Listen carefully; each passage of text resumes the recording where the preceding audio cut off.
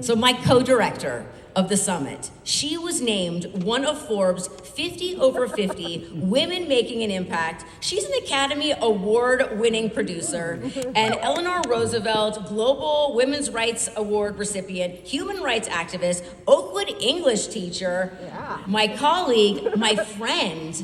This event is due to her leadership, and I am honored to share the stage with her today. Everybody, Melissa Berton.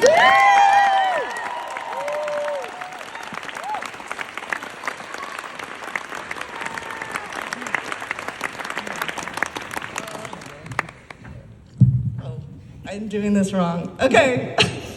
Thank you, Jenna, for that really beautiful introduction and for capturing everyone. And I wanted to thank Jenna especially for her partnership. It is no secret to anyone who has approached either of us in these last 2 weeks with any question that is unrelated to the summit. You may have been met with a frantic, let me get back to you after the summit. We will, I promise. And after each conversation that Jenna and I have, whether we are coordinating our brilliant breakout leaders who you will all meet at the end of this morning's program, our stellar students who have been meeting once a week, look how beautiful they are in their turquoise blue, and they have just been doing such an incredible job. So whether we're coordinating with them or attempting to untangle the latest logistical knot, like games, day in and day out, and all of this stuff, at the end of each conversation, Jenna would say, we got this, we got this.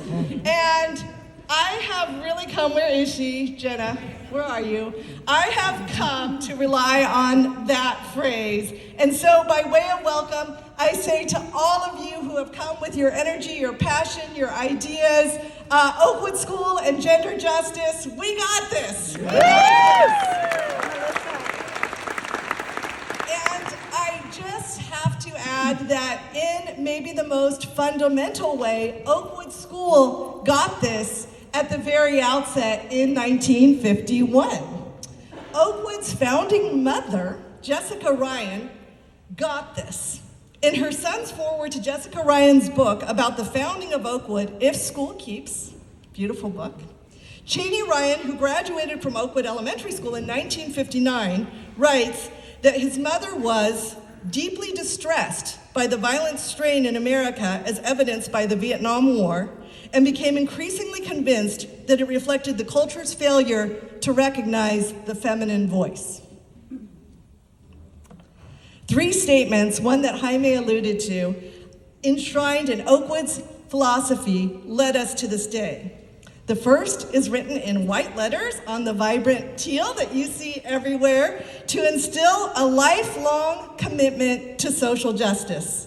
Simply put, social justice is not justice if it does not include all genders. Whether through their artistic pursuits or their human rights work, the speakers we are fortunate to have with us today demonstrate their lifelong commitment to social justice. Our students are going to introduce each one of them, and our students have been engaged in learning about the work of each of our activists and speakers, and they'll formally introduce them later. But for now, can you please join me for a round of applause in welcoming Janet Mwa, pretty good, Cyrus Dunham, Ruchira Gupta, Nisha Manatra, Melissa McCarthy, Maya Rudolph, and Santi White.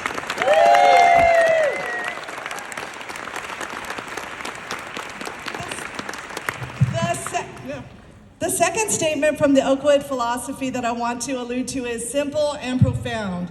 It is that we believe that teachers and learners inspire one another, should inspire one another. I know this is very true because, and I brought the wrong version of my speech here, hang on.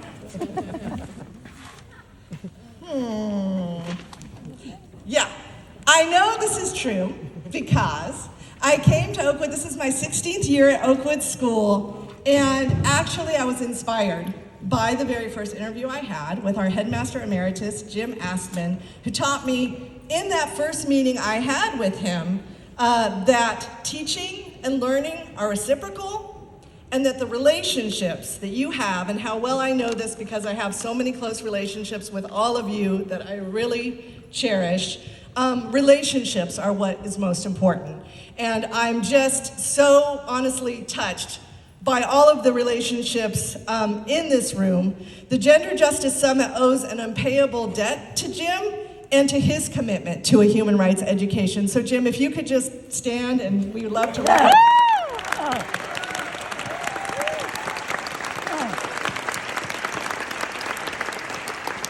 So on campus every day, my students' commitment to human rights and social justice inspires me. Many of you have heard about the PAD Project, the global nonprofit behind the Oscar-winning film, Period, End of Sentence, which began in an English classroom right here at Oakwood.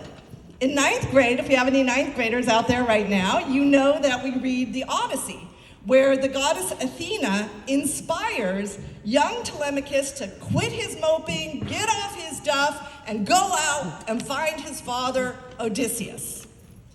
That word, inspire, comes from the Greek and means to breathe life into.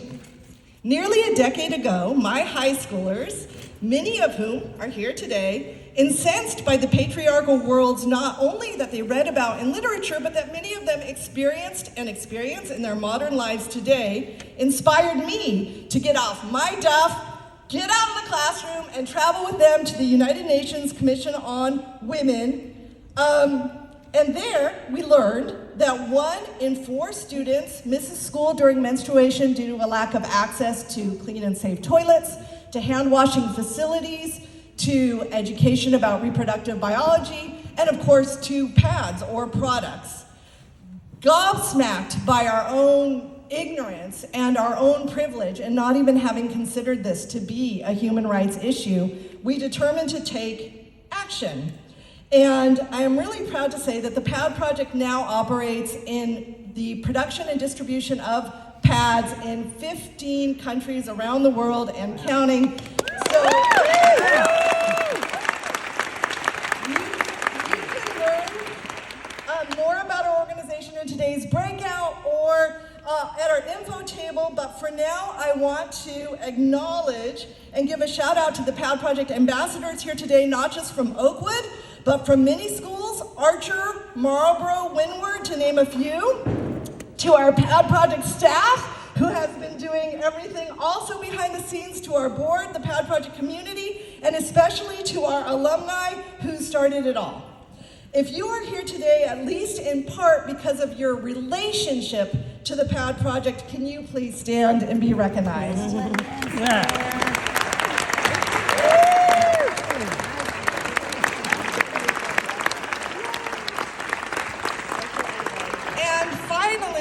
The third Oakwood principle that I want to talk about is to take risks for the sake of learning.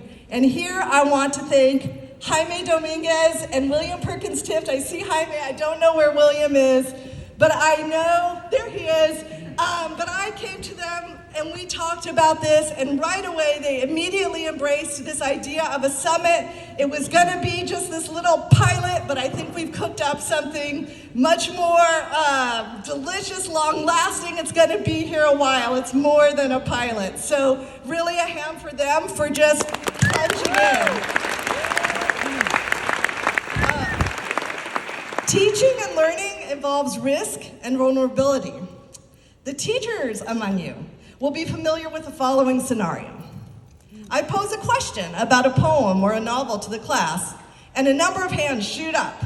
If I call on a student who identifies as a boy, he answers straight away, or may even proclaim his answer out loud. Conversely, when I call upon a student who identifies as a girl, she almost invariably couches her answers with qualifications. Someone may have already said this, but I don't know if I'm saying this right, but this might not have been what you were asking. You get the idea. In recognition of this phenomenon, educators, and I do too, want to jump in and say, speak directly and with confidence, speak up.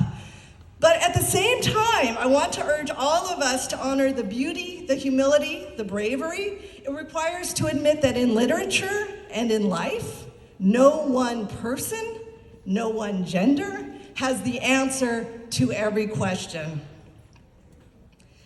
In life, as in literature, we must be co-creators of solutions. And as Oakwood's founding mother, Jessica Ryan, understood, we must hear every voice.